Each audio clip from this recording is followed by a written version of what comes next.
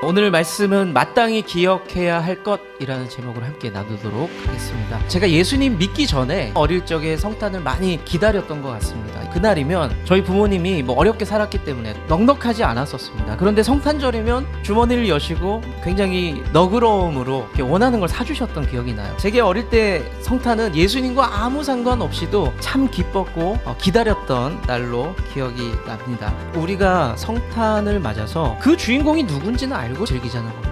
크리스마스는 예수님을 기억하는 날이고 온 인류를 위한 날이라는 겁니다. 그래서 오늘 크리스마스에 마땅히 기억해야 할 두 가지를 볼 건데요. 첫 번째는 인생의 처지를 좀 보자는 거예요. 성경은 특별히 2000년 전에 한 가정을 조명합니다. 마리아, 요셉을 보면서 이제 이야기를 시작을 합니다. 배가 불렀어요. 이제 곧 아이가 나올 지경입니다. 먼 길을 떠나서 등록을 하러 왔는데 머물 곳이 없습니다. 어느 한 집에 한 귀퉁이에 신세를 져서 거기서 아이를 낳게 됩니다. 마리아와 요셉이 그렇게 두들겼고 한 귀퉁이를 얻었어요. 그리고 나서 안식했던 것, 누렸던 것, 받았던 게 겨우 말밥통이었어요. 아무리 두들겨도 우리 인생이 붙잡을 수 있는 거 겨우 말밥통이라는 것을 우리가 한번 기억할 필요가 있다는 겁니다.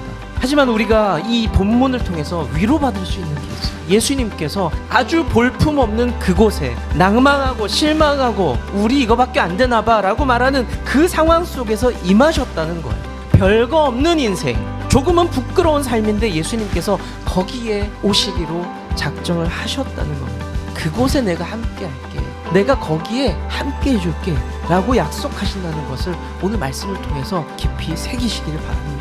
두 번째로 우리가 잊지 말고 기억해야 될 것은 성탄에 하나님의 관심이 어디입니다. 구약이 끝났어요. 신약이 시작됩니다. 그 사이에 400년이 흘렀어요. 하나님께서 아무 말씀을 안 하세요. 침묵기다, 암흑기다, 하나님 말씀하지 않으셨다라고 이야기를 합니다.